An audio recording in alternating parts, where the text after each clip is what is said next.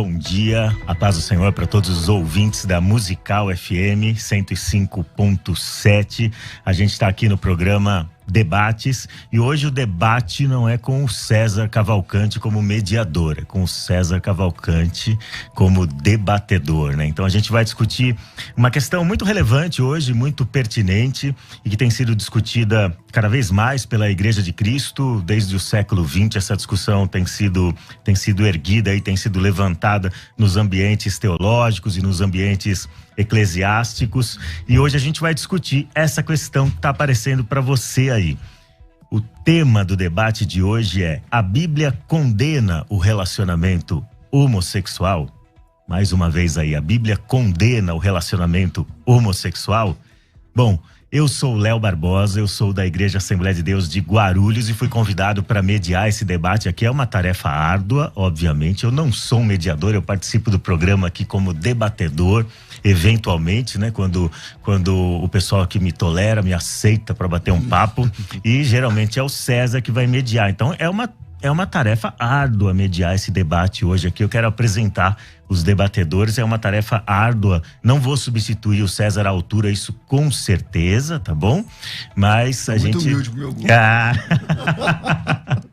Eu vou voltar aí pro meu lugar aí, em qualquer outra circunstância, tá? Então, eu sou o Léo Barbosa, você vai poder participar desse debate, além de assistir pelas redes sociais. Eu quero convidar você também a compartilhar o link que tá aparecendo para você, se você está assistindo a gente pelo Facebook, pelo YouTube. Compartilhe esse link para mais pessoas poderem assistir nos seus grupos de WhatsApp, aí no seu feed, tá bom? E você vai poder participar também fazendo suas perguntas, mandando suas opiniões pelo WhatsApp da nossa rádio, que é 984849988. 984849988. Você pode mandar suas opiniões, pode mandar suas perguntas, não mande os seus xingamentos, pelo amor de Deus, tá bom? Então a gente quer bater esse papo, apesar de entender que é um debate bastante polêmico, e a gente sabe que tem alguns ouvintes às vezes que entendem que a gente não deve entrar nessas discussões, nesses debates polêmicos. A gente entende que deve sim, porque isso promove a edificação da igreja e o esclarecimento do ponto de vista bíblico, do ponto de vista teológico. Então, para apresentar aqui os nossos convidados, César Cavalcante, que é da casa, ele dispensa apresentações, mas o César é reitor da Faculdade Teológica Bethesda. Ele é âncora dos programas Debates e Crescendo na Fé, aqui na Rádio Musical FM, e ele também é professor de hebraico e dos cursos internacionais da Faculdade Teológica Bethesda.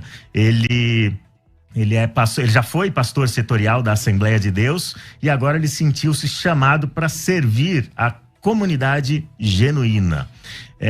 Então ele é o primeiro convidado para estar aqui. Cumprimenta os nossos ouvintes aí. Ô, Léo, obrigado. Lana, obrigado ao pessoal da produção aí.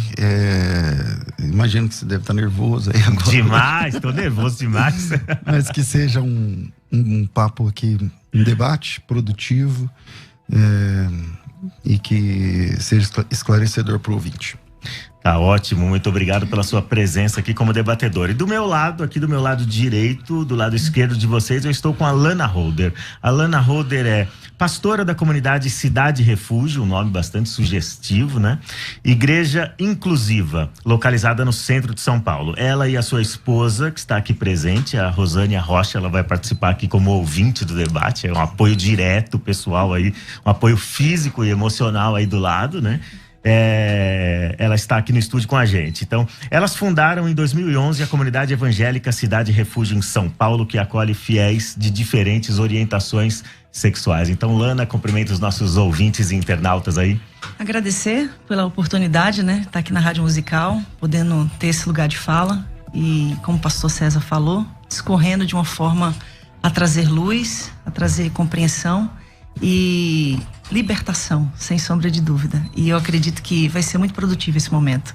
Quero agradecer desde já pelo convite. A gente que agradece você ter aceitado esse convite. Eu sei que não é sempre que vocês aceitam esse convite para estar presentes nessas discussões, né? Em ambientes como ambientes de rádio evangélica, de igreja evangélica. Para a gente é um privilégio poder bater esse papo aqui. Então, a primeira pergunta que eu gostaria de fazer para vocês, e aí eu vou começar com você, Lana, as suas considerações iniciais, respondendo a essa pergunta-chave aqui, que é a pergunta tema do nosso debate. Você tem 3 minutos, tá bom? É claro que você não vai esgotar o assunto e a gente tem 1 hora para bater um papo sobre isso. 3 minutos para responder a essa pergunta que encabeça o nosso debate aí. A igreja condena o relacionamento homossexual? A igreja sim, a Bíblia não. A igreja... Aliás, não. Eu fiz a pergunta errada.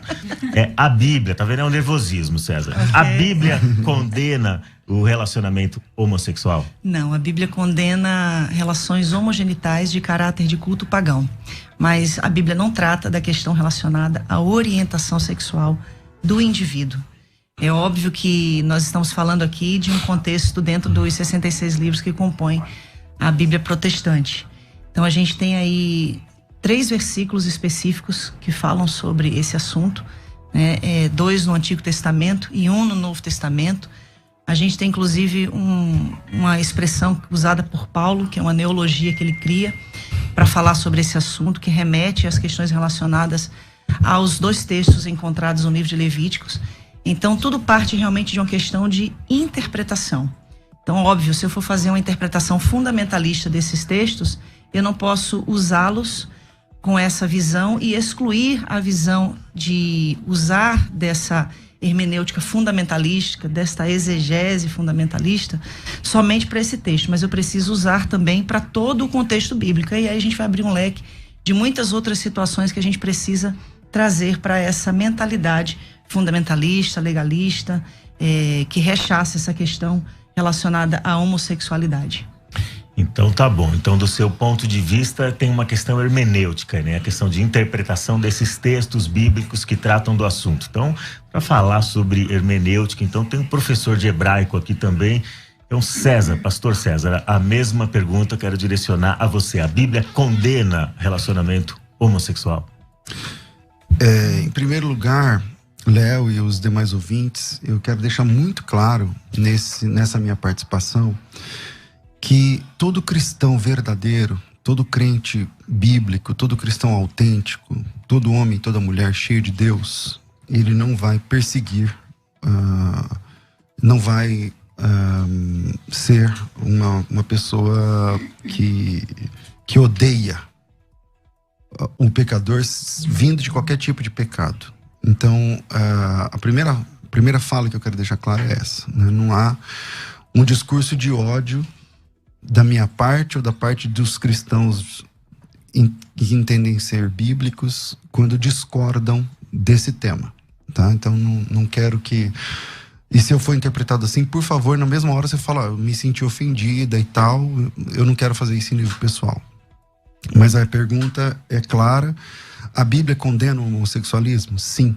A Bíblia condena a homossexualidade? Sim. A Bíblia condena 2 homens e 2 mulheres que fazem sexo entre si? Sim. A Bíblia condena textualmente, a Bíblia condena literalmente. Essa condenação começa nas páginas do Antigo Testamento, e a gente tem que entender que leis dadas aos judeus no Antigo Testamento são leis dadas aos judeus, não tem nada a ver com a gente. Algumas leis dadas aos judeus são repetidas no Novo Testamento. E se são repetidas no Novo Testamento como ordenança para a igreja, então nós também, agora, nesse momento, a gente também tem que obedecer. Então, se é uma lei dita por Jesus, se é um mandamento dito por Jesus, ou por um dos seus apóstolos, aqueles que ele mesmo escolheu, você, você, você e você, a Bíblia diz que nós, a igreja, ela está fundada na doutrina dos apóstolos. Então, se foi escrito por um apóstolo de Cristo, ou dito pelo próprio Cristo, então o que está colocado lá, não importa qual era o contexto, agora se traduz como ordenança para a igreja. Se traduz como ordenança para a igreja, que é o que acontece no caso desse tema, então sim, a Bíblia condena a prática homossexual, literalmente. Então a gente vem aí, são 2 interpretações, são 2 hermenêuticas diferentes, né? A hermenêutica dele aqui é a hermenêutica que você adjetivou como fundamentalista, que é uma hermenêutica clássica, né? O que o pastor César mencionou aqui, pastora Alana, foi a hermenêutica que a igreja tem adotado ao longo de 1900 anos, e aí essa hermenêutica passou a ser questionada mais seriamente a partir do século XX, provavelmente, e agora no século XXI ela tem sido bastante questionada com outras hermenêuticas, como uma hermenêutica inclusiva e uma hermenêutica chamada generosa também por alguns pastores que tratam do assunto. Mas vamos para essa questão hermenêutica propriamente dita. Posso só abrir um parênteses aqui rapidinho? É que o pastor usou a palavra homossexualismo, e essa palavra ela já não pode mais ser usada porque o sufixo ismo denota doença. Isso já foi erradicado, inclusive, dentro do conceito de psicologia mundial. Então, é errado você colocar a expressão homossexualismo, porque a homossexualidade não é uma doença. Embora a gente saiba que a igreja até hoje não decidiu o que a homossexualidade é, porque tem linhas teológicas da igreja que diz que é doença, tem outras linhas que dizem que é demônio. Né? Então, dentro do conceito científico, o sufixo ismo não pode mais ser utilizado, porque não é mais considerado doença. Aliás, a gramática que envolve esse debate, como tantos outros debates, né? A gramática que envolve esse debate, ela está sempre mudando, né? Então a gente acaba... Em minha defesa, só quero dizer o seguinte, que essa compreensão, ela é uma compreensão do movimento homossexual ainda. Não me sentirei ofendido se você me chamar de alguém que pratica o cristianismo, por exemplo, tá certo? E acho que o hindu não se acha ofendido de ser chamado de alguém que pertence ao hinduísmo, e o islã que pertence ao islamismo.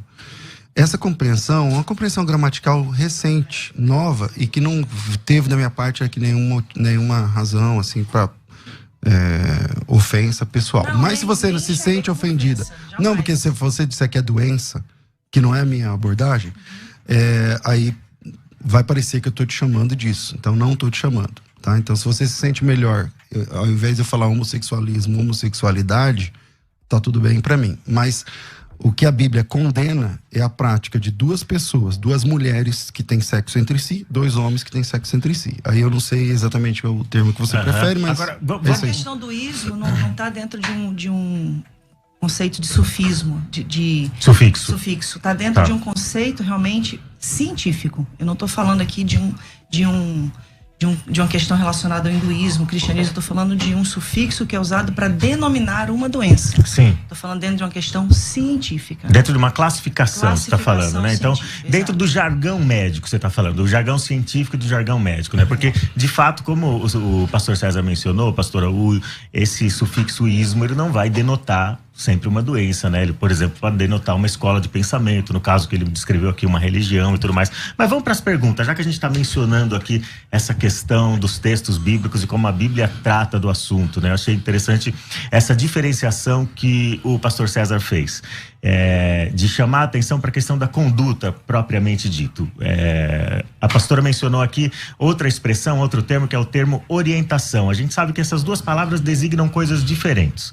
Orientação, hoje a gente está habituado a pensar nesse termo designando um desejo sexual, uma tentação sexual ou uma inclinação sexual em favor de um determinado gênero, né? Então a gente chama isso de orientação homossexual, orientação bissexual, orientação heterossexual.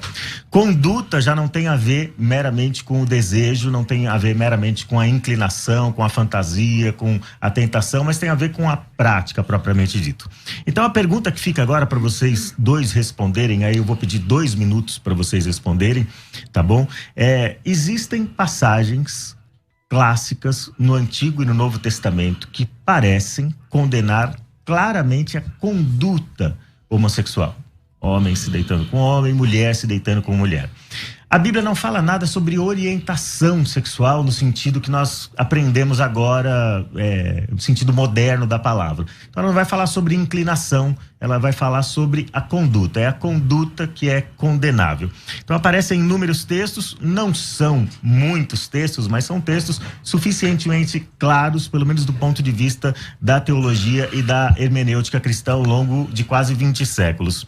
Como um cristão honesto com a Escritura, que quer se submeter à palavra de Deus, deve interpretar essas passagens, como por exemplo em Levítico, Deuteronômio, as passagens nas cartas do apóstolo Paulo. Como que um cristão pode lidar com essas passagens, ao invés de fugir? Porque o que eu percebo assim, há alguns homossexuais ou militantes da causa LGBTQIA+, que simplesmente negligenciam a Bíblia, negam a autoridade da Bíblia, a suficiência da Escritura e partem por uma interpretação pessoal. E nesse não me parece ser o seu caso. Você vai para a Bíblia e vai lidar com esses textos. Como é que um cristão honesto pode ir para a Bíblia e lidar com esses textos, pastora Lana?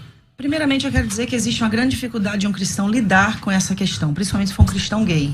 Porque ele cresce ouvindo que ele não é aceito como é. Sim. Né? E muitas vezes existe até aquela homofobia cordial. Deus ama o pecador, mas aborrece o pecado. A gente te ama, mas você tem que mudar. É uma linguagem que até é cheia de cordialidade, mas por trás disso existe realmente uma rechaçação, uma exclusão. Segunda coisa que a gente precisa entender é que a Bíblia, ela vai sempre precisar ser avaliada dentro de uma questão popular. E quando eu falo de uma questão de interpretação popular da Bíblia, eu estou falando de um triângulo da hermenêutica. Eu estou falando da realidade pessoal da pessoa, da realidade da comunidade e da realidade social. Então, eu não posso usar textos, por exemplo, o texto mais antigo, mais recente do Antigo Testamento foi escrito 450 anos antes de Cristo. O mais recente do Novo Testamento, 90 anos depois de Cristo. Aí eu pego palavras que foram usadas nesses textos e insiro um vocábulo que foi criado em 1868 por Karl Marx Bennett, que foi um jornalista austro-húngaro, que era escritor, poeta e ativista dos direitos humanos. Você está falando do termo homossexual. E aí a gente usa esse termo que foi criado no século XVIII século XIX para colocar aí em textos bíblicos que foram escritos séculos, milênios antes dessa ocasião. Então a gente precisa realmente fazer uma leitura popular, uma leitura que traga a manifestação da graça, porque se eu for escolher textos aonde eu vou dizer, não, esse texto aqui do Antigo Testamento eu posso aplicar hoje, mas esse aqui eu não posso.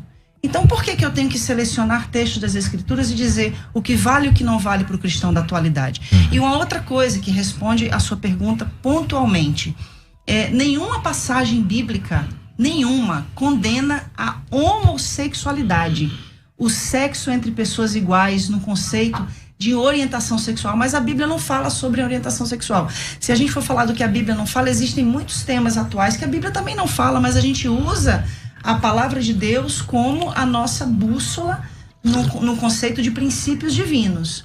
Então, o que eu estou querendo trazer aqui todas as vezes que a Bíblia fala, 2 vezes no Antigo Testamento e 1 vez no Novo Testamento, sobre relações homogenitais, inclusive somente no Novo Testamento é que se fala sobre relações homogenitais entre mulheres, que é o famoso texto de Romanos 1, 26, 27. Então a gente vai entender que todo o contexto, ele fala de questões de cultos pagãos. Em Levíticos, o contexto está inserido dentro dos rituais egípcios e cananitas, de onde o povo veio e para onde o povo estava indo. Então, o problema da igreja em si é a gente querer pegar esses textos isolados, fazendo uma exegese e não a exegese, dando uma interpretação de acordo com aquilo que a gente compreende. E nisso, não só dentro desse conceito, porque se a gente for falar sobre isso só dentro da questão da homossexualidade, a gente vai pecar contra fatores que são muito também relevantes, aos quais precisou-se haver essa abertura de compreensão para se trazer uma luz de graça sobre determinados e N outros assuntos. Tá bom, pastora. Agora vou fazer a mesma pergunta para ele, né? Então ela mencionou aí que muitas vezes a gente faz uma exegese. Para quem está ouvindo aí não sabe a diferença entre exegese e exegese. Exegese é quando você extrai o significado ou depreende o significado do texto. Exegese é quando você impõe um significado espúrio ao texto. A Bíblia trata dessas questões claramente, pastor? E se a Bíblia trata, como que um cristão deve chegar para esses textos e que hermenêutica ele deve usar? Que interpretação ele deve dar para esses textos? Bom, sempre na pauta que eu falei no começo, com todo respeito, pessoal, que você merece, ela citou aí um jargão meio evangélico, né? Que Deus ama... Como é? Deus ama o pecador e aborrece o pecado. Beleza. Bom, o que a Bíblia diz, pessoal? Infelizmente, Deus não aceita ninguém como a pessoa é. Deus não aceita a mim como eu sou, Deus não aceita você como você é. Porque se Deus aceitar a gente como a gente é, não precisa de graça, não precisa de salvação, não precisa de mudança de vida, não precisa de conversão. Se Deus me aceita como eu sou, eu tô falando de todos, tá? Tô falando de todos e todas. Eu tô falando de mim, inclusive. Se Deus me aceita como eu sou, então não precisa de Cristo, não precisa de salvação, não precisa de redenção, não precisa de igreja, não precisa de batismo, não precisa de nada. Agora, a grande notícia da graça é que Deus não te aceita como você é, mas Ele te recebe como você está. E isso é para heterossexuais, isso é para homossexuais, tá para todos os seres humanos. Você está entendendo? A leitura bíblica, eu não sei exatamente, aí a gente pode tratar, e eu acho que o tempo é muito curto, mas a leitura bíblica, você enxerga, parece que 2 textos no Antigo e um no Novo Testamento, né? Para mim, um texto já é suficiente, mas tem muito mais do que esses 3 textos que tratam a respeito do tema, que desenvolvem esse tema. E a grande questão é que Deus, ele não aceita, porque a questão, eu não estou falando da homossexualidade, eu estou falando da prática homossexual. Uma pessoa pode ter desejo por qualquer tipo de prática sexual e ser salva. E tá tudo bem, eu creio assim na Bíblia. Tá lá em Mateus capítulo 19, acho que 10 ou 11 ou 12, que você deve conhecer bem o texto. A pessoa pode ter uma vontade de um desejo sexual e suprimir essa vontade por ela mesma, por devoção a Deus. E tá tudo bem, entende? Agora, o que Deus condena, o que a Bíblia condena textualmente, peremptoriamente, é a prática sexual entre 2 homens ou 2 mulheres. E nisso, ela mesma falou que tem alguns textos, ela diz que tem 2 no Antigo Testamento e 1 no Novo Testamento. Esses próprios textos já não bastariam para resolver o problema, porque são 3 textos. Tá bom, quantos textos tem para fazer ceia? Ordenando a ceia. E você faz a ceia na sua igreja. Então, o número de textos não é um argumento. Se o texto está no Antigo Testamento, então nós temos um parâmetro moral. Se ele é repetido no Novo Testamento, então nós temos uma regra para a igreja. Então, está repetido no Novo Testamento? Tá. Então, esquece o Antigo. A gente pode ir lá no Antigo, a minha área é o hebraico, eu até sou melhor lá no Antigo, não manjo muito do grego, sei ler, escrever, mas não sou, assim, sou alfabetizado apenas. Mas eu quero trabalhar com o texto do Novo Testamento, que nem é a minha especialidade. É a ordem de um apóstolo? Está na Bíblia Sagrada? Então a Bíblia diz. Eu só queria pontuar uma coisa muito importante, que ele falou que eu disse que tem 3 textos, mas eu não disse que tem 3 textos que condenam a homossexualidade. Eu disse que são 3 textos que condenam relações homogenitais relacionadas a culto pagão. O que você chama de homogenital, para eu entender? Atos homogenitais. Então, o que você chama de ato homogenital? De 2 homens, de 2 mulheres. Sexo entre iguais. Sim, relacionado a um culto pagão. Da mesma maneira que, se houver esse sexo heterossexual, heteronormativo, para um culto pagão, também vai ser condenável. Então, da mesma maneira. Então, o desafio é, eu entendi. Você está dizendo que quando a Bíblia condena no Antigo Testamento, é porque tem, no bojo da condenação do sexo, tem a ver com um culto pagão. A prostituição cultual. A prostituição cultual. Legal. Independente do gênero. Mostra isso no texto. Sim, em Levítico, se você ver o contexto. Não, mostra o texto. Mostro. O contexto. Agora mesmo. Aonde está o paganismo ali de religião? Vamos lá. Dentro do contexto de Levítico 18, ok? Se a gente for em Levítico 18 e Levítico 20, eu não estou falando de um texto, pastor. Agora não é texto. Não, eu estou falando de um contexto. Então. Não, todo o tempo eu falei de contexto. Eu falei que o que a gente não pode... Mas o que é contexto? Contexto é o que está em volta do texto. É o antes e o depois. Isso. Tem 2 tipos de contexto. Pelo jeito que você fez teologia, é legal. É legal conversar com quem manja.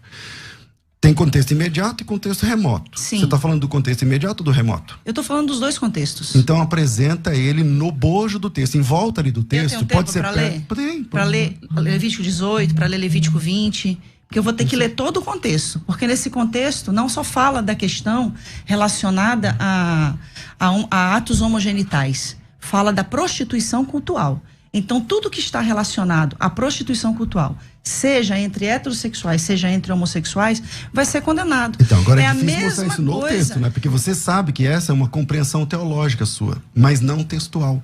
Não tem texto nem contexto. Então o senhor Você tem assim, uma interpretação de Levítico 18 dizendo o seguinte: aqui onde fala isso, é por causa disso, disso, disso. Aí eu respeito. Sim. Agora, se você disser assim, é por causa disso, disso, por causa desse texto, aí beleza, é só apresentar o texto. Porque o maior problema da gente hoje é a gente pegar esses textos isolados para condenar milhares de pessoas. Quando o senhor fala assim, Deus aceita a gente como a gente é. Sim, eu nunca neguei isso. Não sempre disse isso, não. Eu disse que Deus não aceita a gente como a gente é. Não, que Deus recebe a gente como nós somos como e nos leva. Estamos. Exatamente. Entendeu? Então isso é óbvio. Isso a gente sabe. Agora, a pretensão é a gente dizer isso para um homossexual e falar que ele precisa sublimar a sua sexualidade. É o mesmo de eu chegar para o senhor e falar assim: não, Deus te ama assim como você é hétero, tá? Mas você não pode ter relações com uma mulher. Você não pode viver a sua sexualidade. Olana, pastora, é o seguinte: esse exemplo que você está dando é um exemplo recorrente dentro da igreja cristã e dentro da fé cristã. Você se deparar com um cristão heterossexual, sim, com impulsos pelo gênero oposto, e dizer para ele que ele precisa sublimar isso. Eu não diria sublimar, mas que ele precisa refrear seus impulsos para submeter a sua vida a Cristo, ao senhorio de Cristo. Então o convite de Cristo para o discipulado é esse: negar a si mesmo, tomar a sua cruz diariamente e segui-lo. Então o heterossexual também tem de refrear seus impulsos. Essa não é uma exigência imposta exclusivamente para o homossexual. Agora, essa questão de hermenêutica que vocês estão mencionando... Uma coisa é ele refrear os impulsos, outra coisa é ele ser impedido de exercer a sua sexualidade. Sim. De usufruir da sua sexualidade. Então, ambos são convidados a submeter a Cristo, certo? Sim. Então, ambos vão ter que apresentar alguma forma de renúncia. O mesmo evangelho para todos. Agora, quando você está lidando com esses textos de Levítico, pastora, o que você mencionou é o seguinte: esses textos estão relacionados à prostituição cultural porque eles são orientações para os hebreus que entraram na Terra Prometida e eles não devem se comportar como os pagãos. Correto. Então é esse contexto geral, mais amplo aí que você está usando. Em Romanos capítulo 1, como que vocês lidam com o texto de Romanos capítulo 1? Também há uma prostituição cultural aí? Totalmente. Paulo está falando da idolatria. Do início ao fim do capítulo 1 de Romanos. O contexto da sociedade romana era uma sociedade completamente idólatra. Paulo está falando porque eles deixaram de adorar a Deus. Paulo está enfatizando isso. Inclusive, quando eu falei no início dessa questão da palavra que Paulo cria, que é essa neologia, né, da palavra aceno ou coital, Paulo tira do livro de Levítico. Aceno, homem, coital, cama, homem de cama. Quando a gente fala da outra palavra que também existe no Novo Testamento, no grego, o malakoi. Quando a gente vai pegar a palavra malakoi e vai trazer a tradução da palavra malakoi, a gente tem... há uma linha que diz que é afeminado, né? Mas existe outra linha. Sim, a nova tradução na linguagem de hoje vai dizer que são homossexuais passivos e ativos, né? Ela vai impor que é mais esdrúxulo ainda o significado. Então, quando se fala do malakoi, está se falando de devassidão, está se falando de uma falta de descontrole, né, daquela pessoa que é levada pelas suas compulsões sexuais. Agora deixa eu passar pro pastor César. Você concorda, pastor César, que Romanos 1 está tratando de prostituição cultural e meramente isso? Eu acho que tem que ficar claro o seguinte, que a posição da minha colega de debate hoje, ela é uma posição, é uma compreensão pessoal. Ok, uma compreensão pessoal, tudo bem, você compreende isso. Agora, quando eu peço o texto, não, esse é o contexto. Tá bom, me mostra o contexto. Não tem contexto, porque você sabe que não tem contexto. Claro que eu sei que tem contexto. Então me dá o contexto. Tô aqui, eu posso ler Levítico 18? Tô esperando. Lá. Então, ok, Levítico capítulo 18, relações sexuais proibidas. A minha tradução, inclusive, é da linguagem de hoje, né, que tanto é usada para condenar os homossexuais. O Senhor Deus deu as seguintes ordens para os homens de Israel: não tenha relações com uma mulher que seja sua parente. Abraão já estava no sal aí, né, porque ele casou com a irmã. Não tenha relações com a sua mãe, isso seria uma vergonha para o seu pai e também para a sua mãe. Não tenha relações com qualquer outra mulher que pertença ao seu pai.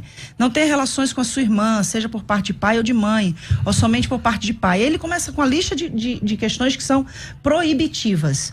Não tenha relações com a sua neta, isso seria uma vergonha. Não tenha relações com a sua tia, e por aí vai. Não tenha relações com a sua nora, não tenha relações com sua cunhada, não tenha relações com sua filha. Ele continua: não case com a sua cunhada, não tenha relações com uma mulher durante a menstruação. Aí eu acho que tem muito homem que está com dificuldade aqui, viu? Não tenha relações com a mulher de outro homem, isso torna você impuro. Aí o divórcio, que é tanto defendido hoje na atualidade, ficaria difícil também de ser aceito. Nenhum pai deverá entregar o filho ou a filha para servir o deus Moloque. Aí entra na idolatria. Olha só, tá falando da idolatria. Isso seria profanar o santo nome de Deus, o Senhor. Nenhum homem deverá ter relações com outro homem, depois da idolatria. Então, o contexto me leva a entender que o texto está apontando para uma questão cultual. Ele sai de relações e entra no texto anterior a prática da idolatria e dos cultos pagãos, falando especificamente de Moloque. O texto que diz a respeito de Moloque, primeiro eu estou devendo os 2 minutos lá sobre as palavras gregas que elas citam, mas eu volto, né? Vamos lá. Todo mundo que conhece o texto bíblico sabe que os mandamentos de Deus, eles não estão tabulados por tema. Não estão tabulados por tema. Então o tempo todo é assim. O tempo todo. Qualquer perícope de qualquer texto de mandamentos de Deus, eles vão sendo tabulados e o assunto vai sendo trocado. Não existe epígrafe. A epígrafe é uma criação nossa. A entrega dos meninos para Moloque é uma questão de queimar o filho no fogo e tal, tudo mais. Na sequência, ele volta a tratar de um assunto sexual. É só ler o texto. É a sua interpretação, eu também respeito. Não estou interpretando. É só ler o texto. Eu acabei de ler. Então lê o texto. Vou ler de novo. Pois não, vamos lá. O próximo texto. O texto Nenhum que você citou. pai deverá entregar o filho ou a filha para servir o deus Moloque. Isso seria profanar o santo nome de Deus, o Senhor. Nenhum homem deverá ter relações com outro homem. Pronto. Tá, mas e aí? Aí onde está o Moloque aí agora? Mas acabou de ser citado então, o Moloque. Mas o texto anterior, veja como não tem credibilidade para ser o contexto que você está chamando. Vou te explicar por quê. Mesmo estando dentro do contexto, não tem credibilidade. Vou te explicar por quê. Porque o texto, o versículo anterior, fala de um pai que entrega um filho para ser queimado no fogo. E o senhor acha que o filho era só levado lá a ser entregue? Tinha todo um ritual pagão antes da criança ser morta. Mas não tem ritual sexual entre o pai e o filho. Nunca teve. Tá? Quando entrega para Moloque. Tá? Mas você pega vários rituais sexuais entre os sacerdotes não a Moloque. Os que se oferecia. Não a Moloque. É só estudar o deus Moloque, que o deus Moloque, ele recebia, as crianças eram queimadas, o rito era esse. Não tinha ritual sexual. Para o Moloque, não. Outros têm. Existem deusas, por exemplo, Ishtar e tantas outras, que têm uma questão sexual. Mas não é o caso do deus Moloque. O próximo texto, então, nesse não tem nada sexual. Tem a questão de entregar o filho para ser queimado. No próximo texto, ele não fala de filho a ser queimado, não fala de Moloque e fala que um homem não pode deitar com outro homem. É só ler o texto. Mas agora, ele está dentro de um contexto de ritual pagão. Não está dentro de contexto de ritual pagão. Agora, para responder a questão dos termos, né? O pastor César vai mencionar essa questão dos 2 termos gregos aqui, vai explicar. E aí já quero pedir para os ouvintes, vão mandando suas perguntas, suas opiniões para a rádio pelo WhatsApp 984849988. A gente vai responder definir esses 2 termos aí biblicamente, do ponto de vista do pastor César, e aí a gente vai vir pro break em seguida, tá bom? Beleza. Vamos lá. O apóstolo Paulo não inventou essas palavras, tá? Essas palavras não eram um neologismo do ponto de vista da Bíblia no primeiro século. Essas palavras já existiam, o apóstolo Paulo usou. Para quem gosta de tradução da Bíblia, eu trabalho com tradutologia bíblica e tudo mais, existe um termo, Lana, que chama-se, é um termo dentro da questão da tradução, quando a palavra aparece apenas uma vez na Bíblia. Então, é um caso de rapax legomeno. É uma forma técnica de falar assim, as palavras só apareceram aqui na Bíblia. Nem o arsenocoites, nem o malacós são casos de rapax, do ponto de vista técnico. Ou seja, eles aparecem mais de uma vez no texto. Essas palavras, elas não foram inventadas. Se você pegar os grandes dicionaristas, eu selecionei aqui uns 3 ou 4. Thayer, por exemplo, ele entende que a palavra arsenocoites, na página 75 do dicionário, é sodomita e igual a alguém que se deita com outro homem como se fosse mulher. Eu estou falando o que diz os dicionários. O dicionário Abbott Smith, na página 61, ele fala exatamente a mesma coisa. O dicionário Bauer, que é um dos principais dicionaristas do mundo, ele fala o seguinte, que essa palavra arsenocoites, ele significa um homossexual que faz papel masculino ou um pederasta. O dicionário Grinch, ele fala que, na página 34, é um homossexual. São muitos dicionários, tá certo? Então, dizer que aquela palavra não quer dizer o que ela está dizendo, aí tem que brigar com toda a história, a cultura e os dicionários. Não falando de dicionário de agora, estou falando de dicionário de 500 anos atrás. Enfim, essa era a compreensão. O apóstolo Paulo não inventou essa palavra, ele usou uma palavra corrente na época. É claro, você citou aí a origem da palavra homossexual. Sim. É uma palavra nova, não tem como ter a palavra homossexual nos textos, nos registros bíblicos. Assim como não tem como ter a palavra dinossauro, que tem 200 e poucos anos. Então, aí a grande, acho que é um grande desafio para quem traduz a Bíblia, é encontrar a palavra mais moderna para explicar aquela palavra que tá ficando mais, que ficou arcaico, antiga. Na Bíblia anotada Oxford, considera, né, que eu acho que todo mundo aqui vai concordar, né, que é uma das Bíblias mais relevantes academicamente no mundo, né, traz notas que validam a não condenação dos homossexuais referente a essas passagens. Uma outra Bíblia também muito respeitada no mundo teológico e acadêmico é a Bíblia de Jerusalém, uma das traduções que é mais respeitada. Então, nessas Bíblias, esses termos malacó e aceno-coital não são considerados termos relevantes a práticas homossexuais. Bom, a gente vai voltar no próximo bloco para continuar discutindo essas questões. Continue mandando suas perguntas, continue mandando suas opiniões e a gente vai interagir com os nossos ouvintes e internautas. Debate da Rádio Musical FM, para você que entrou agora aí no nosso dial, que entrou nas nossas redes sociais agora, no YouTube, no Facebook, está acompanhando a partir de agora. O nosso debate de hoje é sobre o tema: a Bíblia condena o relacionamento homossexual?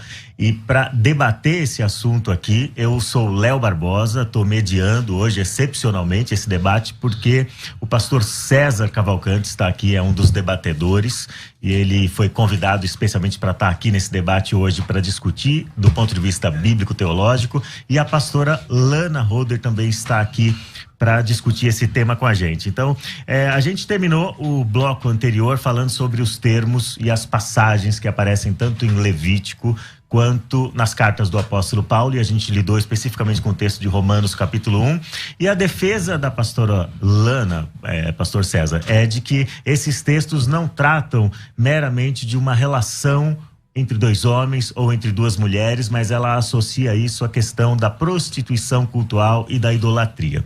Então essa é a questão. O que a Bíblia vai dizer pra gente, obviamente, acho que todos nós concordamos aqui, é que o sexo fora do casamento é pecado.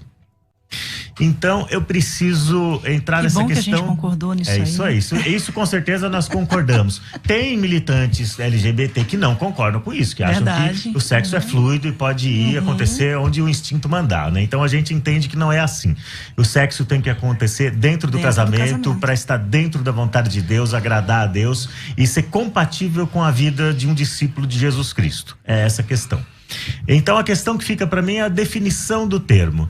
É certo que não existem tantos textos no Antigo e no Novo Testamento que vão dizer de maneira negativa explicitamente sobre a questão da homossexualidade, da prática homossexual. Como o pastor César mencionou aqui a questão da ceia, uma escassez ou uma suposta escassez de textos não é suficiente para a gente destruir o argumento. Pelo contrário, um texto sobre a ceia é suficiente para a gente praticar a ordenança ao longo de 2000 anos. Mas a questão é a seguinte: apesar de haver poucos textos no Antigo e no Novo Testamento que se referem a esse assunto da homossexualidade especificamente, o que a gente encontra no Antigo e no Novo Testamento é um padrão de casamento ou de relação sexual chamado heteronormativo, como se dizem por aí, né? Então a gente percebe isso no Antigo e no Novo Testamento, um padrão de uma relação entre um homem e uma mulher, uma relação monogâmica, uma relação heterossexual, uma relação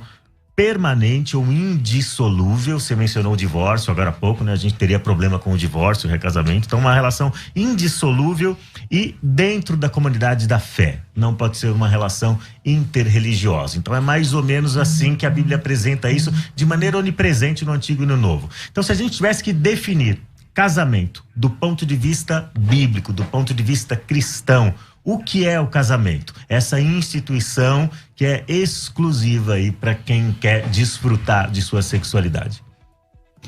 O casamento, dentro do contexto bíblico, né, liga duas pessoas. Se a gente for usar um padrão, se Adão e Eva for o padrão, então a gente vai ter que desconsiderar, inclusive, muitos casais heterossexuais, porque destoam desse padrão. Eu não sei se Adão e Eva eram loiros, se eles eram pretos, eu não sei se eles eram albinos, eu não sei quem eles eram. Então, tudo que destoe do conceito, do padrão de Adão e Eva, então seria fora do padrão que a gente considera como aprovado por Deus. Se a gente estiver falando, então, de um homem e de uma mulher, onde o homem ou a mulher são estéril, porque Deus mandou eles crescerem e multiplicarem, então eu também estou saindo de dentro de um conceito de padrão. E também não seria aceitável. Então, como duas mulheres casadas, né, que graças a Deus nos deu esse privilégio, depois de muito lutar, né? Em 2013 saiu a lei que possibilita o nosso casamento. A gente concorda que o casamento, ele acontece a partir do momento em que duas pessoas se amam, se respeitam e estão dispostas a viver uma vida monogâmica, né? Na fidelidade, na lealdade e dentro do conceito de fé das Sagradas Escrituras.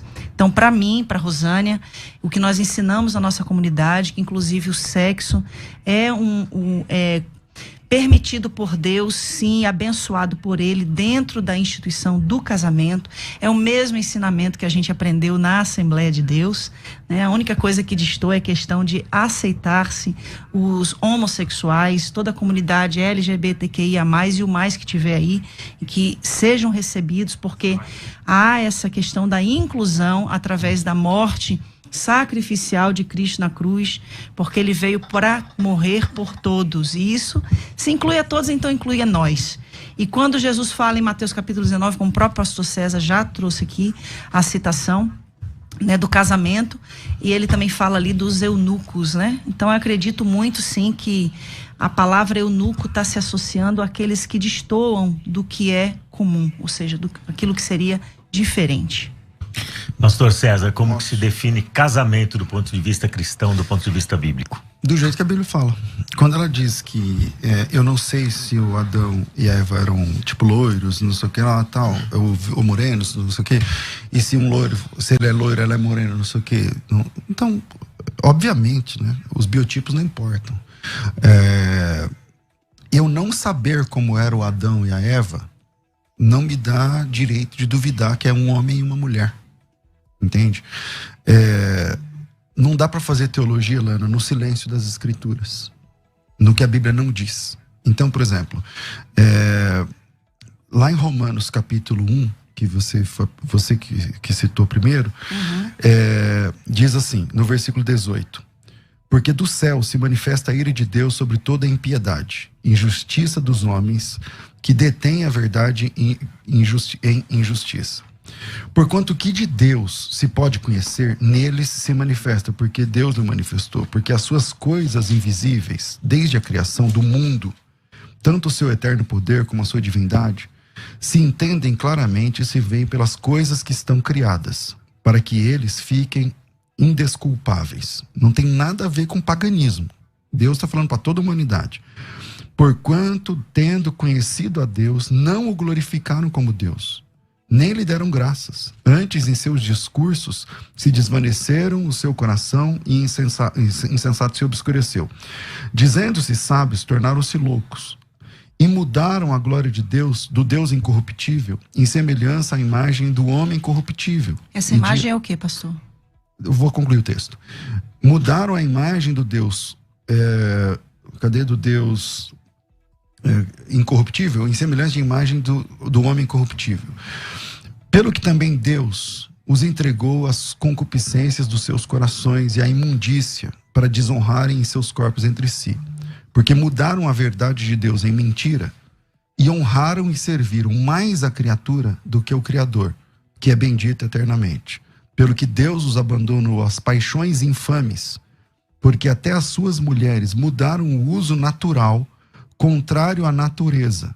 E semelhantemente também os homens, deixando o uso natural da mulher, se inflamaram em sua sensualidade, uns para com os outros, homem com homem, cometendo torpeza, recebendo em si mesmos a recompensa que convinha no seu erro. Ele não está falando de nenhum tipo de religião pagã. Ele está dizendo o seguinte: você tirou a glória de Deus e preferiu a glória sua. Ao invés da imagem de Deus que Deus fez, você preferiu buscar os seus próprios deleites. O texto é o texto, entendeu? Então, não tem essa história de que isso aí é um culto pagão e tal. Infelizmente, Deus, ele não aprova o relacionamento entre homem com homem, mulher com mulher. Quando eu digo infelizmente, porque eu sei que essa é a luta de muita gente. E eu entendo que é uma luta grande, mas a nossa natureza é caída. Então, o nosso coração, Jesus Cristo disse lá em Mateus, que no nosso coração está cheio de adultério, de mentira, de engodo, de assassinato e tudo mais. Então eu não posso dar vazão à minha natureza e dizer assim, porque essa é a porta, Lana, essa é a porta que, se a igreja entender do jeito que você está querendo que a igreja entenda, vai abrir a porta para um monte de outras coisas que todo mundo vai ter que achar natural, e essa é a porta para...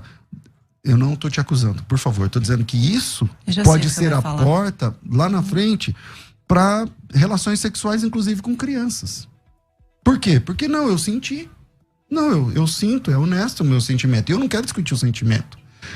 A questão é que a Bíblia condena a prática. Se a Bíblia condena a prática, tem duas saídas.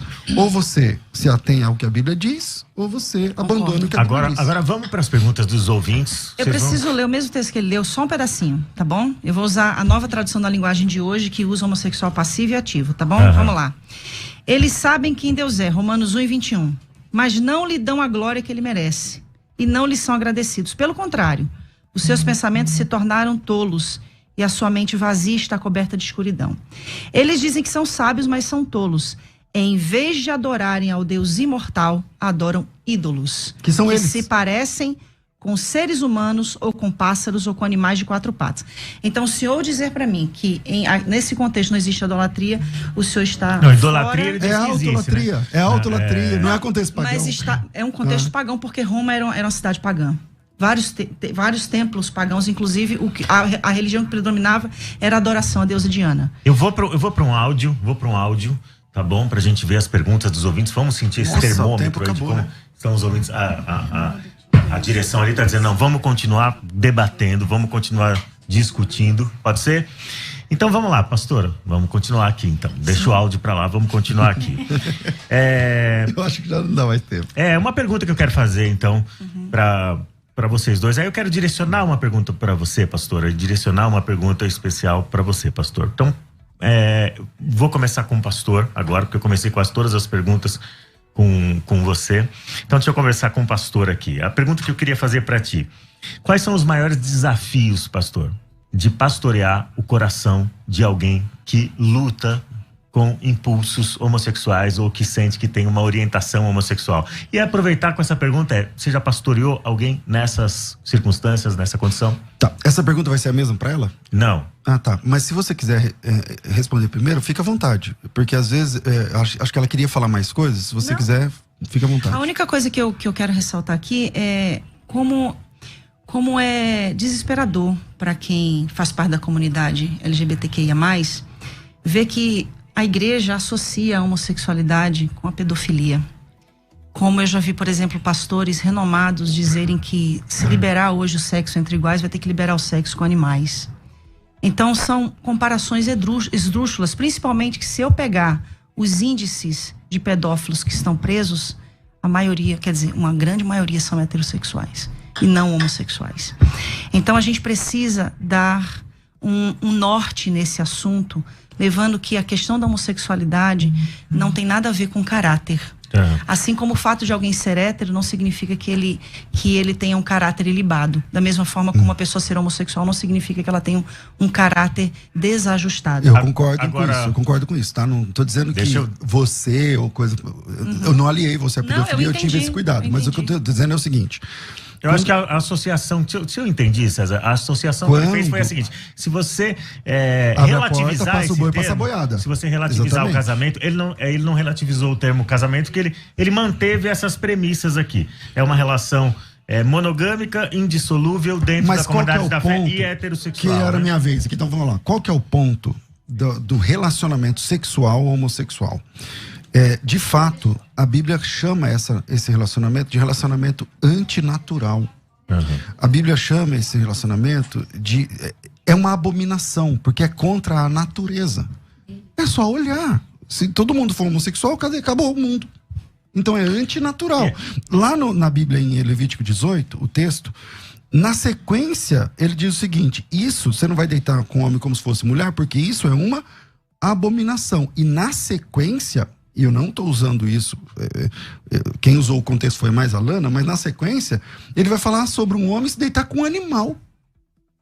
Se é para usar contexto, ele tá, ou seja, ambos são relacionamentos antinaturais, entende? Então, infelizmente, a Bíblia condena o relacionamento sexual entre dois homens ou entre duas mulheres. Então, mas há espaço na graça de Deus para receber essas pessoas. Eu acho que a igreja tem que repensar a forma como lida, como fala, tem que ser muito bem-vindo na comunidade cristã, tem que dar bem-vindo a essas pessoas, mas ela tem que buscar que em Deus, lá no começo eu disse, Deus não te aceita como você é.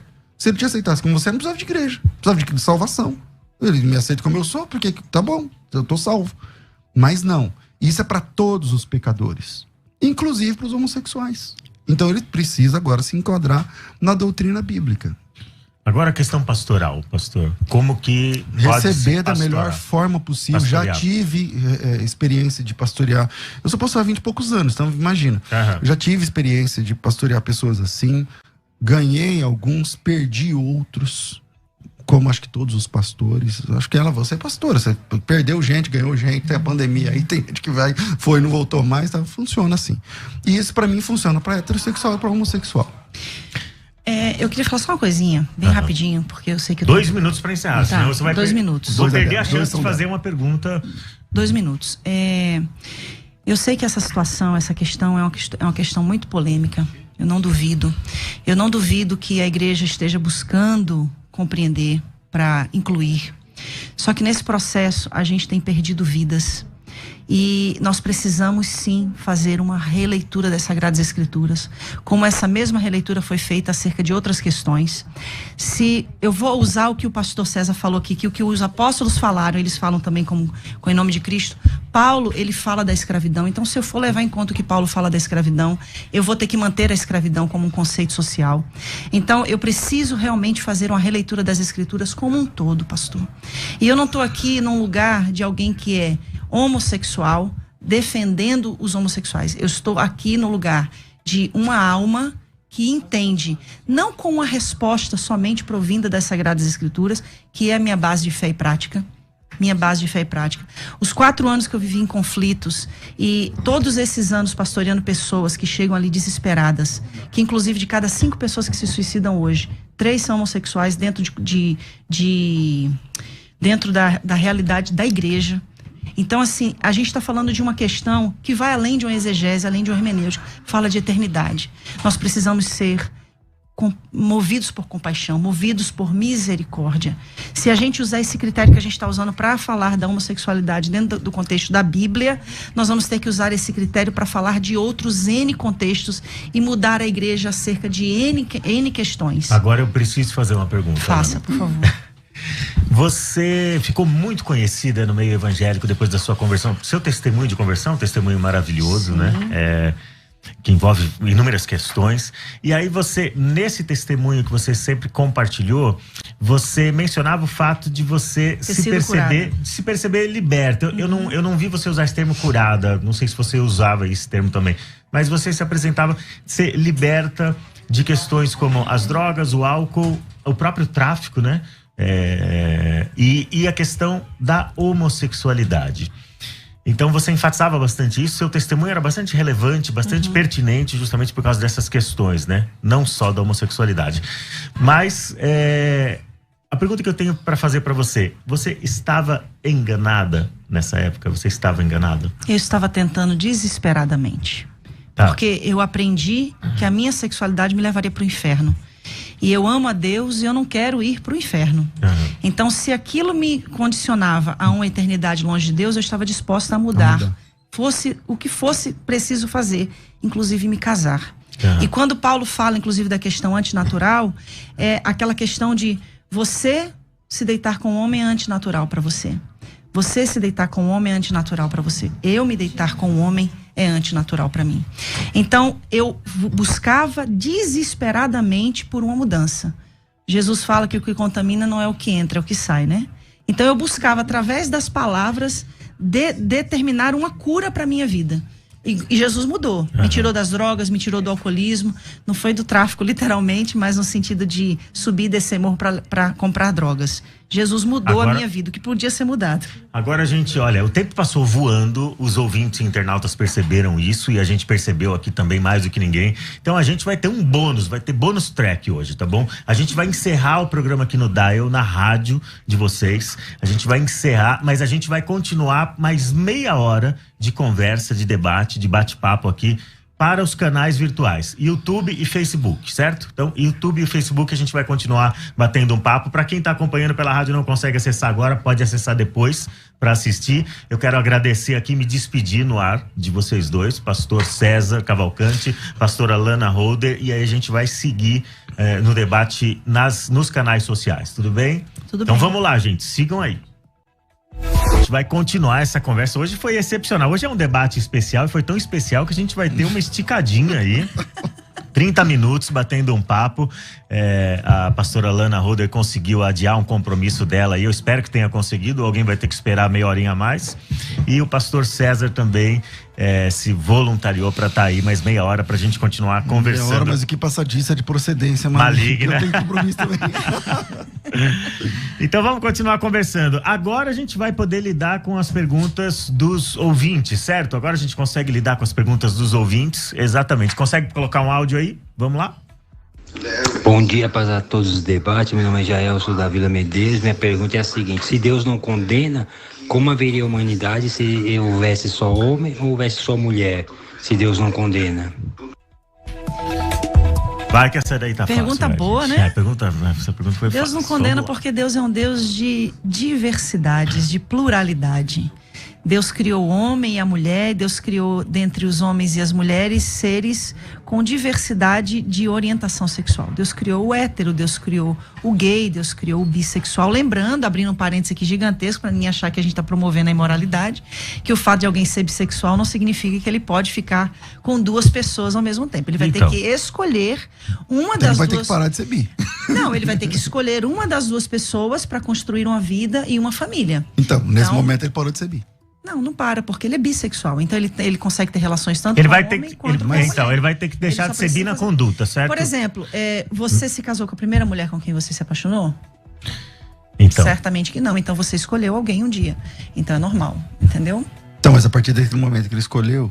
Ele escolheu alguém, ele não é bígamo, então, ele é muito. De qualquer forma, você vai ter que renunciar, como ele mencionou aqui, você vai ter que deixar de ser bi. Pelo menos na conduta, você vai ter que deixar de ser bi, certo? Você só vai a partir poder... do momento que você casa, você tem que deixar de ser tudo. Você tem que ser só pra aquela pessoa com quem você se Não casou. vou dizer que você morreu, que é muito radical. Exato. Né? Eu posso ser lésbica, mas eu sou casada. Então... Pastor, como que responde a essa pergunta dele? Eu vejo que realmente o assunto é bem complexo. Eu vejo sinceridade na fala da Lana.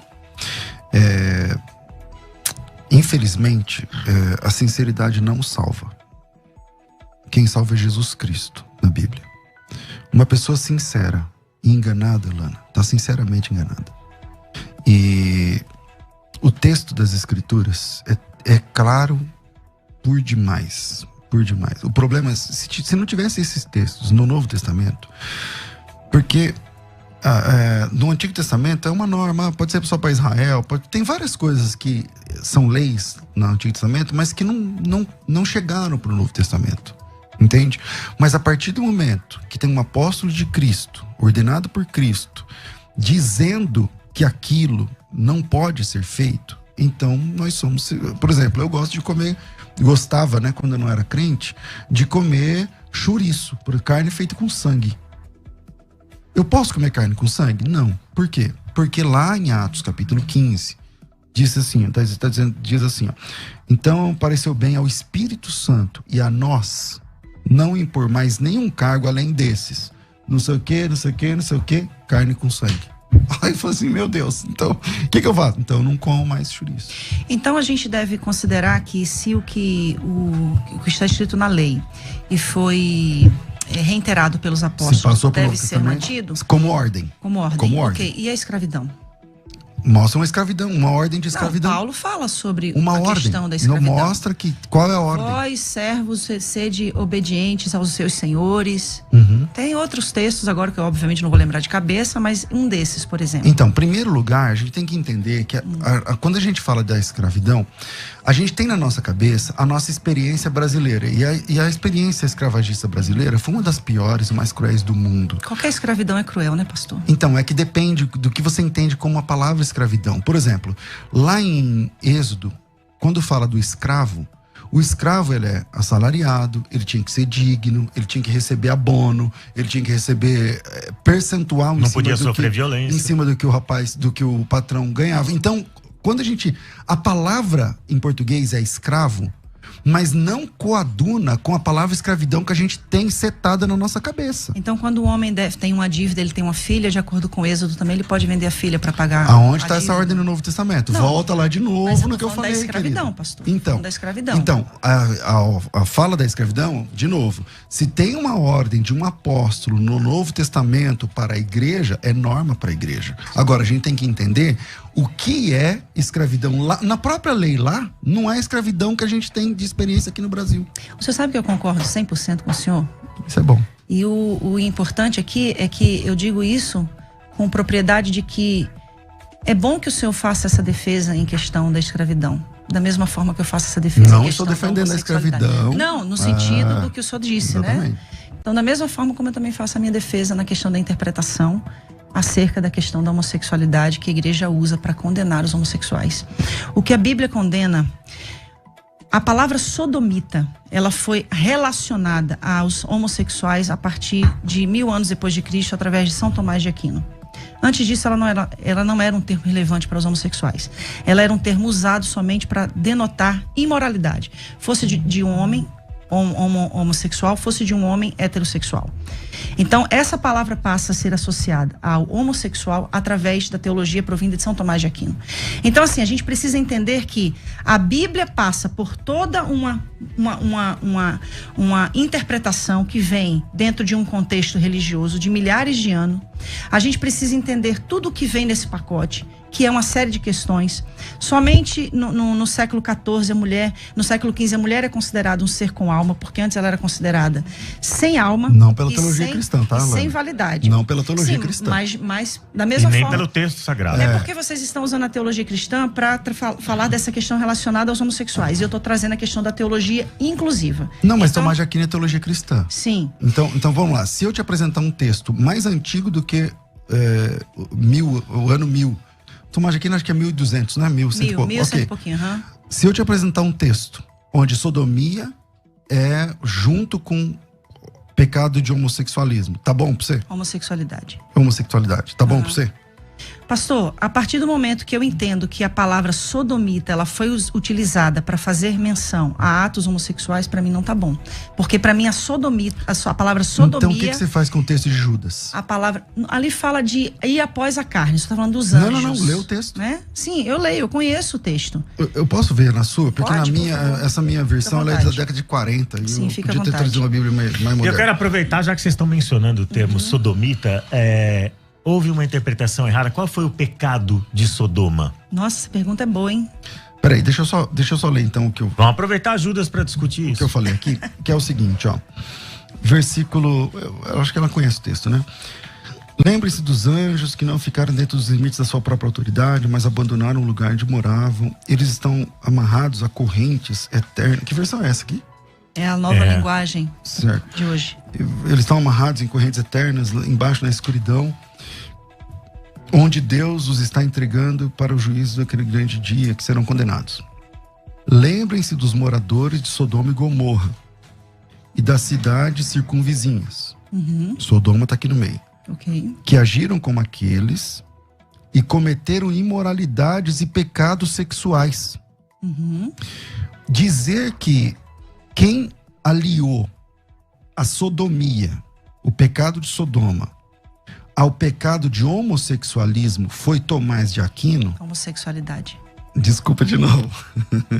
A prática homossexual, tudo bem. A prática homossexual, dizer que foi o Tomás de Aquino no século XII, então faltou ler esse texto, porque o texto diz que o pecado de Sodoma e cometeram imoralidades sexuais e sofrem, enfim, tal. Na Bíblia, o texto grego fala sobre também a questão homossexual e antinatural, né? A ideia é essa. Então, isso já desclassifica a ideia de que quem inventou essa história foi o Tomás de Aquino. Aí a gente porque esse texto é do primeiro século. Eu não sei o senhor, mas eu tenho muita humildade em dizer que eu pouco tenho essa profundidade, né, de grego e de hebraico. E aí eu tenho que recorrer a quem realmente entende do assunto. Eu estou diante aqui de alguém que tem Não, grego não é muito minha área, né? Mas tudo bem. E aí eu vou sempre recorrer a teólogos que vão me dar essas respostas, tá?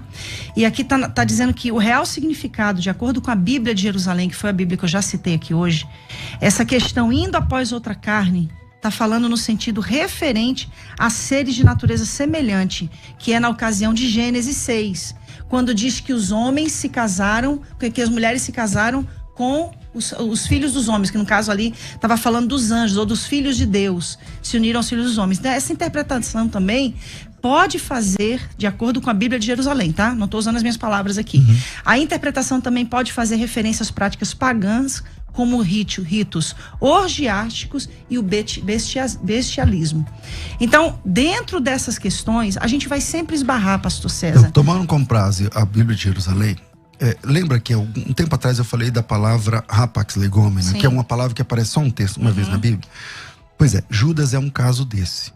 Então, toda vez que aparece um caso de rapax numa tradução bíblica, é um caso muito difícil de resolver. Porque imagina que aparece uma palavra que só aparece ali. Então você... como que a gente faz? Você precisa ir para outros textos. Uma boa exegese. Você pega a mesma palavra e fala, vamos ver essa palavra empregada em outros textos para buscar o sentido real da palavra. E a palavra ali, que aparece o caso de rapax, é o versículo 5. A palavra grega oiketerium. Então, o versículo 5, eu não estou lendo Judas, que eu estava lendo na Bíblia dela, mas eu vou tentar pegar aqui. Em Judas, capítulo 1, versículo 5, ele diz o seguinte... peraí, mais um minutinho. Nada nessa mão, aqui. Versículo 6, desculpa, eu falei 5, mas é o 6. E aos anjos que não guardaram o seu, aí aparece a palavra oiketerium, do grego. Algumas versões vão dizer estado original, a sua acho que fala habitação. Veja que tem diferença de habitação para estado original. O que é oiketerium no dicionário? Parece que, levando em conta, e ela tá certa, quando cita Gênesis 6, ali os anjos, eles deixaram a sua natureza angelical e se inflamaram com mulheres. Então são naturezas diferentes. Anjo com mulheres. É um problema isso. Entende? Aí no próximo versículo fala assim, ó, assim como Sodoma e Gomorra e cidades circunvizinhas, que havendo se corrompido igual aqueles anjos, e o que os anjos fizeram?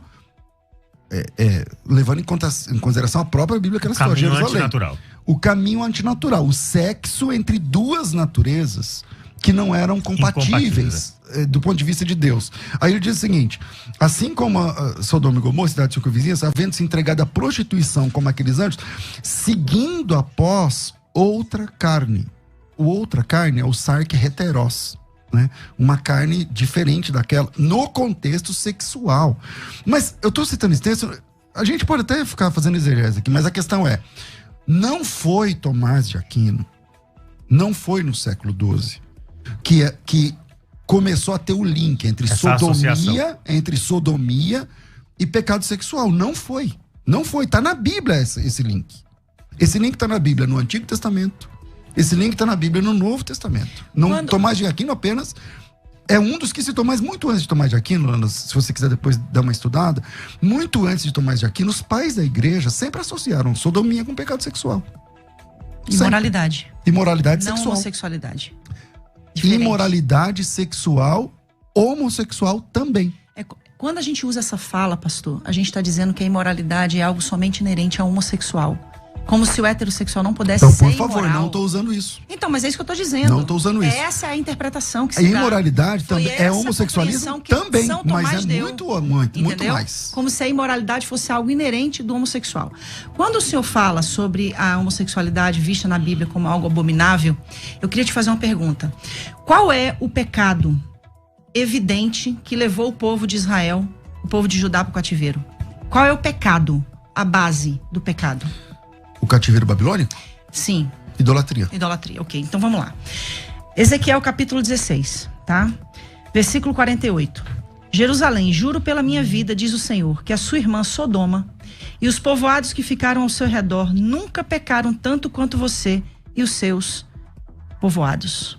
Sodoma e suas filhas eram orgulhosas, porque tinha muita comida e viviam no conforto sem fazer nada. Porém não cuidaram dos pobres e dos necessitados. O profeta Ezequiel está dizendo que o pecado de Sodoma e Gomorra não foi a homossexualidade, como se diz.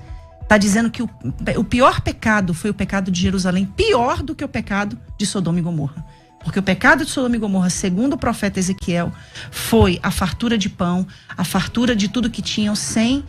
Foi a injustiça social. A injustiça social. A condenação dos Exatamente. profetas no Antigo Testamento, ela sempre social. se dá com base nessa tríade. A injustiça, a idolatria e a imoralidade. Exato. E como o pastor César menciona, a imoralidade também abrange a questão da relação homossexual. Bom texto. Posso comentar? Pode. Eu queria te fazer uma outra pergunta. Então, anota aí pra você não esquecer. Uma é Ezequiel 16. Anota aí pra você não esquecer. É 16 o quê? É 16, a partir do 48. Vai. Quando o senhor fala antinatural, eu queria fazer uma pergunta. Deus age de forma antinatural? Deus é o único ser livre, ele faz o que ele quiser, Lana. Parafizim, no grego, né? Deus age Deus de faz forma... o que ele quiser. Sim, Deus age de forma antinatural? Age.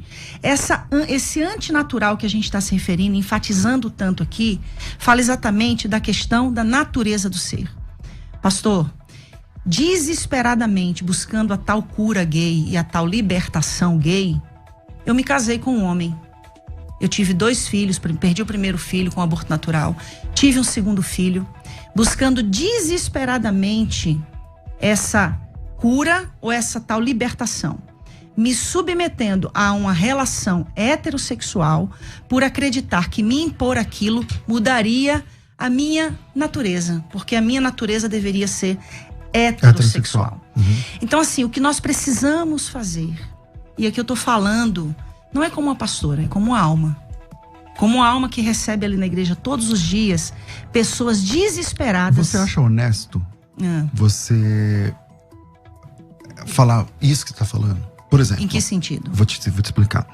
Você acha honesto você dizer assim, ó, eu desesperadamente, eu tô te entendendo como alma, tá? Sim. Eu desesperadamente, buscando uma cura gay, me submeti a um casamento. Você foi obrigado a casar, Lana? Alguém pôs uma arma na sua cabeça? Alguém falou pra você assim? Vou concluir a pergunta. Alguém falou assim, ó, só tem um jeito de você se libertar. É casando. É tendo um relacionamento sexual. É transando com um homem. É gerando filho. Alguém te falou. Porque se alguém falou isso pra você, esse cara estragou a tua vida. Ele é herege. Quem te obrigou a fazer isso? Porque se você for obrigado, então eu mesma. Então livre, vamos lá. vontade. Então não é honesto da sua parte. É honesto, desculpa sim, a pastor. sinceridade. Você disse assim, eu fui submetida. Não, você não foi submetida. Você quis. Às vezes você entendeu, lá no começo da sua vida cristã, você entendeu que falou, não, peraí. Então como eu passo um homem ou uma mulher na rua, eu olho pra mulher. E eu sou crente agora. Então eu não posso olhar pra mulher. Então beleza, então eu vou lá casar com um cara, porque eu acho, então você depositou sua esperança no casamento. Eu não acho honesto você falar assim, eu fui submetida, porque aí você é vítima. O senhor sabia que existem milhares de pessoas hoje que são submetidas a testes para cura do câncer com tratamentos que ainda não foram aprovados? Sabe o que elas estão fazendo? Agindo de forma desesperada. Eu tô fazendo uma analogia. Eu concordo com o seu desespero. Eu só acho que não é honesto você dizer que você foi submetida. Não, porque aí é um vitimismo. Eu não tô dizendo. Não, uma coisa que eu não sou é vítima. Então né? você quis casar, você sonhou com o casamento, você lá atrás. Não, eu nunca sonhei com casamento. Eu sonhei com Deus. Eu sonhei em ser aceita por Deus. Concordo. Entendeu? Então foi isso que a igreja me ensinou. Então, quando a igreja... Mas não te obrigou, né? Não, jamais. Isso, jamais, exatamente. com certeza, jamais. Pastor César, o que você acha que um cristão com orientação ou com impulso homossexual pode esperar de Deus e da igreja? Graça. Graça sobre graça o tempo todo. Porque ela esperava, e talvez pelo ambiente, nesse sentido ela se sente induzida a acreditar de maneira errada ou compreender de maneira errada, ela esperava que essa orientação, ou que esse impulso dela fosse extirpado, que ela fosse desnaturalizada nesse sentido, fosse extirpado e procurou os caminhos dela. Essa é uma expectativa realista de uma pessoa que se converte? Pode acontecer. Pode acontecer, cara. mas... Vamos lá, deixa eu responder a sua pergunta claramente. Existem pessoas que tiveram experiência, vivência homossexual. A Lana deve saber mais do que eu sobre isso, porque ela viveu isso. Você lembra, você foi uma das principais pregadoras do Brasil, cara. Você inspirou milhares de mulheres a pregar. Uhum. E eu acho que isso ninguém tira de você, foi muito legal. Agora, naquela época, eu não sei se você lembra do Joide. Você lembra do Joide? Sim. Lembra? Então, casos como o Joide faleceu, né, infelizmente. O Joide, ele foi um travesti, morou na Europa, não sei o que lá, tal. Cara, conhecia a esposa, os filhos, tal. Houve transformação. Casos como esse, ela deve conhecer mais do que eu, existem. Então, eu não posso dizer que não existe. Agora, eu reconheço que a luta na área da sexualidade deve ser terrível. Entendeu? Não é fácil. E o que o homossexual que quer buscar a Deus espera, já que esses textos que a gente está citando, condena aquela prática. Mas não é só essa prática. A Bíblia condena muitas coisas da nossa natureza. Muitas coisas da nuance natural do homem. Nós somos seres caídos. Então, eu vou ter tendências e vontades e desejos que não são permitidos para a Bíblia. Que nessa nova dieta, no cristianismo, esse prato não serve para mim. Então eu tenho que entender, buscar em Deus.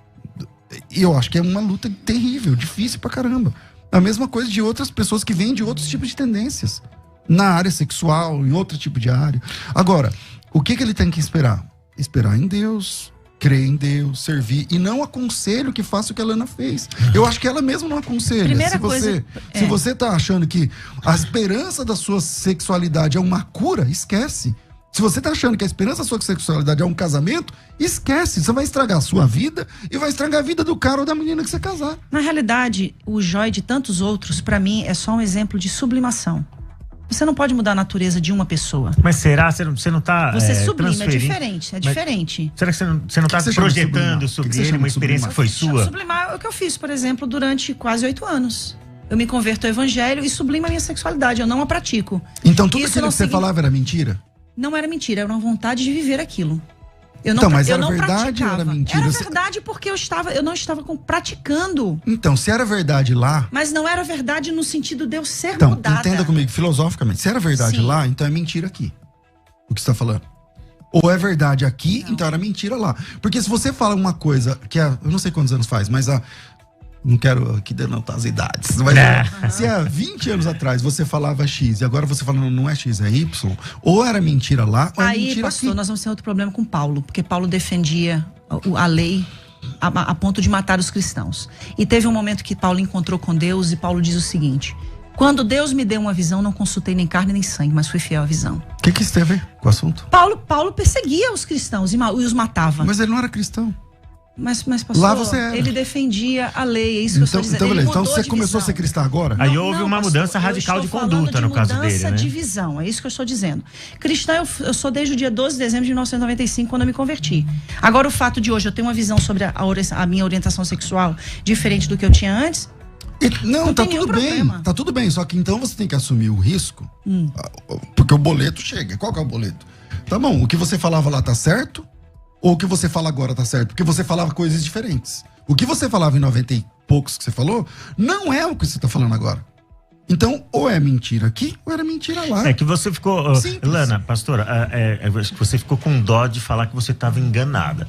Porque as 2 vezes que eu perguntei pra você se você estava enganada, você falou, não, eu acreditava desesperadamente. Isso. Mas se eu acredito desesperadamente, ou por causa de pressão do grupo, ou por causa de um anseio, de uma expectativa meu, não deixa de ser um engano, né? A melhor pessoa pra falar sobre isso sou eu mesmo, claro. Tá bom? Então vamos lá. Vocês falam dentro de uma perspectiva externa. Eu falo dentro de uma perspectiva interna, ok? Então, tudo que eu fiz, não foi só o casamento. Foi cura interior, foi libertação, foram longos processos de jejum, foram subidas ao monte. Ministério foi chamado. Ministério não tem nada a ver com a minha sexualidade, né? Então, assim, quando eu venho a um casamento, vivo a maternidade, tudo isso eu vivo nessa busca, como tantas outras situações pelas quais eu me predispus a fazer, não fui obrigada a nada. Eu me predispus porque eu cresci dentro de um contexto onde eu fui ensinada que o fato de eu ser quem eu era ia me levar ao inferno. Eu amo a Deus e não quero ir ao inferno. Então faria tudo o que fosse necessário para mudar, como fiz. Naquele contexto era a minha verdade. Ok? No grego, quando a gente pega lá João capítulo 1, versículo 1, quando João fala do verbo, essa palavra verbo está lá, davar. Davar fala de verdade e realidade. Naquela época, era a minha verdade, a minha realidade. Era a minha realidade. Hoje, a minha verdade e a minha realidade é compreender que eu nasci assim e eu louvo a Deus por nascer assim. Mesmo porque eu entendo que hoje o meu chamado é uma voz para alcançar tantos outros iguais a mim que acreditam que não são amados e aceitos por Deus. Então, o que eu quero trazer aqui hoje é, a minha verdade hoje é essa. Eu mudei de ideia, mudei como Paulo mudou, mudei como Pedro mudou quando vi um lençol descendo e Deus dizendo para ele, come, mata e come. Não porque é impuro. Você não vai dizer que é impuro aquilo que eu santifiquei. Então mudei de ideia como Pedro mudou, mudei de ideia como Paulo mudou. Então com essa resposta você está anulando aquele que estava atrás. Não, pastor, mas aquilo lá atrás foi lá atrás, como foi lá atrás com Pedro. Então, mas foi nós lá não estamos lá atrás, nós estamos em 2021. Chegando agora, então, vamos lá. 30 minutos. Já vou terminar. Caramba, de novo já chegou. Atos 15, conselho em Jerusalém. E aí? Para ser aceito tem que ser circuncidado ou não? A igreja toma uma decisão, gente. Era uma questão de lei, mas vem uma mudança. A igreja sempre vai precisar passar por mudança. E uma coisa que vocês nem ninguém vão poder impedir. Deus está promovendo uma nova reforma. E essa reforma vai vir, quer vocês queiram. Quando eu falo vocês, eu não falo afrontando, tá? Eu falo no sentido que a igreja queira, que ela não queira. Porque assim como aconteceu a reforma protestante, está acontecendo uma nova reforma hoje. E essa reforma, sabe por quê? Quando Deus chamou a mim e a Rosana, ele foi enfático em falar conosco, dizendo assim, estou levantando vocês para fazer a última colheita antes do arrebatamento. Sabe o que Deus disse? Eu vou buscar a igreja e não aceito que vocês fiquem de fora. Então nós assumimos essa responsabilidade. Todos os dias estamos debaixo, sim, de opressões, de xingamentos, de maldições. E eu lamento muito por esse evangelho que, ao invés de promover o amor, promover essa graça de aceitação a todos, rechaça, exclui. Sabe qual é a nossa maior dificuldade hoje, pastor Léo? Pastor César? É evangelizar um gay no meio da rua. Primeiro a gente tem que, na hora de evangelizar ele, dizer que a gente é gay, para ele então aceitar ser evangelizado. Porque eles estão tendo repúdio pelo evangelho. Porque a linguagem que é pregada é uma linguagem de violência, é uma linguagem de exclusão, de marginalização. Então, nós assumimos um lugar que eu estou disposta a morrer nele, se for necessário, para que outras pessoas sejam alcançadas. Bom, e milhares de vidas sejam salvas. A minha primeira fala, Léo, eu vou voltar nela lá atrás, né? Lana, você se sentiu, da minha parte... Não, pastor, jamais, de forma alguma. Algum discurso de violência ou coisa do gênero? Jamais, jamais. Porque... Inclusive, quero dizer que gostei muito do senhor pessoalmente. Então, a questão é a seguinte, cara. O cristão verdadeiro, ele vai enxergar um homossexual como uma alma, como qualquer outra, vindo do pecado como qualquer outra, como todo mundo. Deus, ele não aceita a gente como a gente é. Gente, isso é evangelho. Isso é evangelho. Concordo. Entendeu? Mas ele recebe todo mundo do jeito que tiver. Ele então, não aceita a gente como a gente é. Mas ele recebe. Mas recebe. Ele mas recebe aceitou você. a sua sexualidade? Nesse caso, a minha sexualidade não estava contra a vontade de Deus. Então, pra mim, a minha luta foi ser monogâmico. A minha luta foi... Ou seja, a sexualidade dele também não foi absorvida integralmente no pacote, né? Ele teve que renunciar o Jesus falou assim, coisa. Lana, Jesus não é falou a sexualidade, assim, é o caráter, o ser humano como um todo. Não, então, mas o que você chama de caráter Por exemplo, você acabou de defender o bissexual. Então o bissexual... E aí você viu que você ficou sem resposta? Não. Porque o bissexual... Não. Qual o momento? Então, vamos lá, vou te lembrar então. O bissexual tá aqui, o João. Ele gosta de fazer sexo com homens e gosta de fazer sexo com mulheres, no plural. Aí esse cara conhece a fé. Sim. Na minha opinião, na minha visão da Bíblia, esse cara tem que abandonar essa questão. Ele vai viver sexualmente assexuado? Não. Ele vai casar com uma mulher e acabou. Aí, a vida dele é a vida monogâmica. Já que ele é um bissexual e não tem repulsa Você pelo sexo também oposto. defendeu que esse cara tem que ser monogâmico. Mas você defendeu assim. Então, vou te chegar lá. Você defendeu que o João também tem que ser monogâmico. Só que você diz assim, no seu caso, ele tem que escolher um homem ou uma mulher e ficar com ele até o fim da vida. Sim. Aí eu disse, nesse momento ele parou de ser bissexual. Aí não você parou, disse, não, ele fez uma escolha. Então ele parou. Não, ainda dei um exemplo. Vocês, antes de se casarem com a esposa de vocês se apaixonaram por outras mulheres, mas vocês fizeram uma escolha. Nesse momento, e a escolha foi ficar só com essa. Então acabou. A escolha de João foi ficar só com esse ou com essa. Então acabou. Ele parou de ser bissexual aí. Mas fez uma escolha, pastor. Exato, mas aí tá dentro de uma questão de caráter. Entendeu? Literalmente, porque, por exemplo, o fato de eu ser homossexual não significa que eu não tenha desejo por outras pessoas, por outras mulheres. Mas eu fiz uma escolha. E a minha escolha é a minha esposa.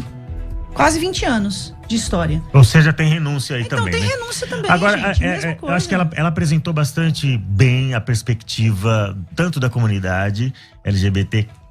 Cristã, QIA+, eu nunca consigo me atualizar o suficiente em relação a isso. Quando você tá acostumando com uma, mas cabe, Pastor César, aí eu vou perguntar pra você, a gente tem que encerrar, né? Então eu vou perguntar pra você, cabe em algum momento, que eu quero ver essa perspectiva da igreja que ela chamou de clássica, de fundamentalista e tudo mais, né? Na perspectiva dessa igreja, pastor, cabe um meia-culpa no modo como muitos gays foram tratados ou foram empurrados para um casamento ou para um processo de exorcismo, alguma coisa assim. Cabe alguma meia-culpa da igreja? Uma recondução desse processo? No caso da Lana, e é um caso bem legal, porque ela é uma pessoa conhecida no Brasil inteiro e fora. Ela mesma disse que ela não foi obrigada a casar. Sim, mas a gente sabe que há muitos contextos que são empurrados, então, ou não? Eu não sei, aí eu tenho que ser onipresente. Aí eu tenho que saber tudo. Então, os casos que eu acompanhei, que eu vi, igual a ela, eu já vi outros casos de homem que casou com mulher, por exemplo, que é mais frequente, tá, Lana? Eu acho que você também vê isso, de homem que casou com mulher, transou com mulher, teve filho, e não sei o que lá, e voltou a ser gay. Tem muito Ele caso nunca assim. deixou de ser, pastor. Então, tem muito caso assim. Ele só tentou. Então, tem muito caso desse jeito. Quando ela diz que Deus não liberta, a pessoa não muda a sua sexualidade, você está limitando Deus. Porque eu creio que isso pode acontecer por um milagre de Deus. Por um milagre de Deus. Sozinho é verdade, sozinho você não dá conta mesmo. Pastor, eu creio que Deus pode transformar o senhor numa mulher. Então, Deus deixa eu qualquer coisa. Deixa eu só concluir. Então, ele pode fazer qualquer coisa, inclusive mudar a sua sexualidade. Sim, e mudar a do senhor também, da mesma forma. Pode, ele pode. Ele pode qualquer coisa. Então, se ele pode, é nesse quesito que no caso, no assunto aqui, o homossexual deve se apegar. É nesse quesito que ele deve se apegar. Não adianta você casar se você não tá...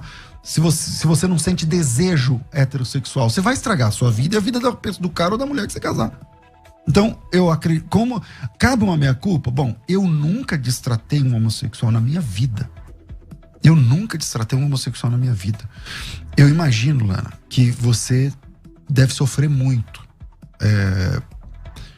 ou nos lugares onde vocês vão. E eu acho que nas redes sociais, por exemplo, deve doer muito seu coração, porque eu sei que tem crente que não tem misericórdia, que não tem graça, que não tem leveza para tratar das coisas.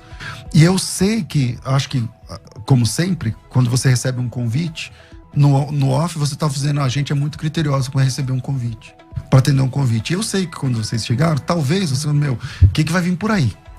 E eu tô, desde o começo que a gente começou a conversar, mas eu sou assim. Eu tô tentando ser leve contigo. Eu não concordo. Mas isso não me dá o direito de ser grosso com você. Exatamente. Mas isso não me dá o direito de ser ofensivo, grosso ou violento contigo. Por quê? Porque eu sou um servo de Jesus, cara. Então, pastor, cabe uma meia-culpa pela igreja? Não, porque a igreja de Jesus, ela não é isso. Agora, tem crente sem noção, como tem macumbeiro sem noção, como tem gay sem noção, como tem um monte de gente sem noção. Agora, eu não posso fazer minha culpa pelos crentes sem noção. Então, o verdadeiro servo de Deus, mesmo não concordando com os pressupostos que ela ensina, ele respeita, ele ama, ele conversa, ele dialoga e tá tudo bem. No fim, ou eu estou certo ou a Lana está certa. A gente tá discordando num ponto essencial. Um dia a gente vai estar diante de Deus. Ou a compreensão que eu tenho está correta, e aí a Lana vai se dar mal, ou a compreensão da Lana está correta e eu vou me dar mal. Um dia a gente vai estar diante de Deus. Agora, enquanto esse dia não vem, respeito, cara. Enquanto esse dia não vem, vamos nos despedir dos internautas. Você tem um compromisso, pastor. É você que diz se você pode falar alguma coisa, que o compromisso é o seu, mais urgente. Mas aproveita e fala, e também se despede do internauta, pode falar do seu livro, pode dar suas redes sociais, tá bom? Pastor, eu quero dizer que com muito respeito eu recebo o que o senhor falou, tá? Eu respeito a opinião de todos os internautas. Eu respeito a opinião dos cristãos que divergem da nossa opinião. Eu já pensei assim um dia e me permitir mudar quanto à minha forma de pensar. A minha maior preocupação hoje, pastor, o senhor terminou falando, um dia a gente vai estar diante de Deus. E aí existem duas possibilidades. Da Lana tá certa, de eu tá errado, mas a gente vai estar lá. 50-50. 50-50. Só que existe uma outra questão por trás disso, pastor César. É que se vocês estiverem errado, milhares de pessoas foram lançadas ao inferno por causa desse erro. E, falando a respeito da sua causa, se eu estiver errado, então milhares de pessoas também vão estar indo ao inferno por causa de mim. Só que para tomar uma decisão como essa que eu tomei, de, junto com a Rosânia, começar uma igreja com essa proposta de inclusão, a gente teve muita certeza e muita convicção. E uma convicção que vai além de uma letra, mas de uma experiência com o Espírito.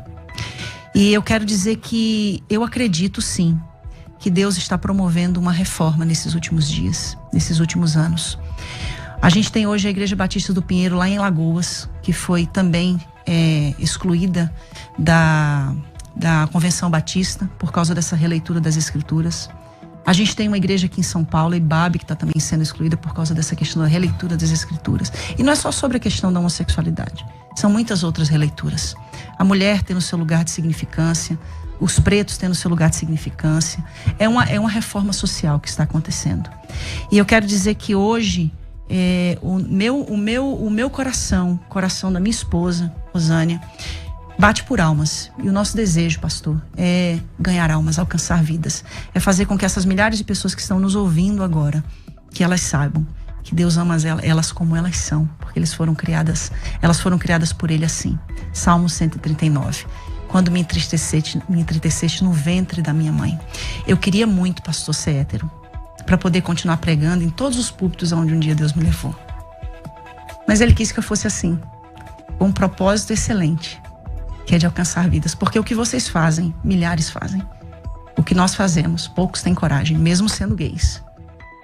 E a gente está aqui para dizer que existe um lugar no céu para essas pessoas. Eu quero agradecer a oportunidade e quero falar do livro que a gente está lançando. O lançamento foi ontem, Casamento em Construção. Não existe em nenhum lugar do mundo um livro com um teor desse, porque fala da família homoafetiva.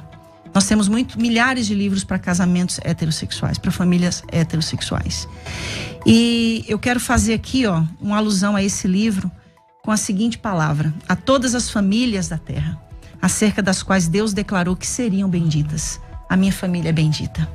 Especialmente aquelas que ao longo da história foram invisibilizadas, silenciadas e esquecidas, mas que hoje, pela fé e pela lei, têm a sua existência garantida.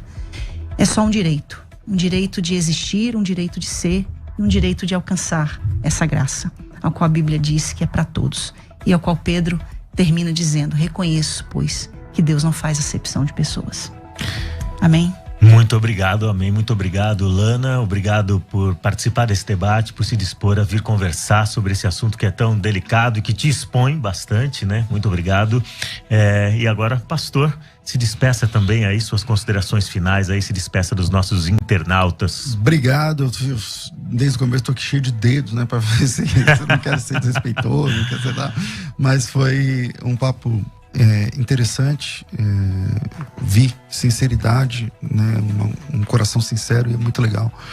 a gente conversar baseado na sinceridade. Eu imagino o sofrimento e meu coração está com essas pessoas que sofrem. Eu acho que o papel da igreja é essa missão de evangelizar homossexuais. Eu acho que é papel da igreja, sim. A igreja tem que receber essas pessoas, acolher essas pessoas, pregando o evangelho que transforma homens. Assim como pessoas, assim como todas as pessoas. É a missão da igreja. Deus abençoe. Léo, desculpa alguma coisa, Lana, se eu te desrespeitei em algum momento, me perdoa, não foi essa a minha intenção. Em paz, tá tudo ok. E Deus ama os héteros também, viu? Fique em Ele paz, falou que viu sinceridade em você diversas vezes aqui. Você viu sinceridade também no pastor? Sim.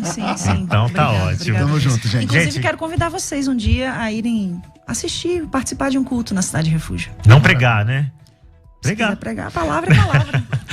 Gente, deixa eu agradecer a todos os internautas que ficaram até agora aqui assistindo mais essa meia hora de conversa com a gente. Eu espero que vocês tenham compreendido essa missão dessa rádio de levar discussões que são relevantes, que são pertinentes e que são bíblicas, porque elas estão presentes, como os dois pastores aqui mencionaram, elas estão presentes nas escrituras e por isso que a gente as aborda sempre de maneira honesta, com aquilo que a gente acredita, com a melhor interpretação que a gente pode oferecer, com as ferramentas, com o instrumental que a gente tem, tá bom?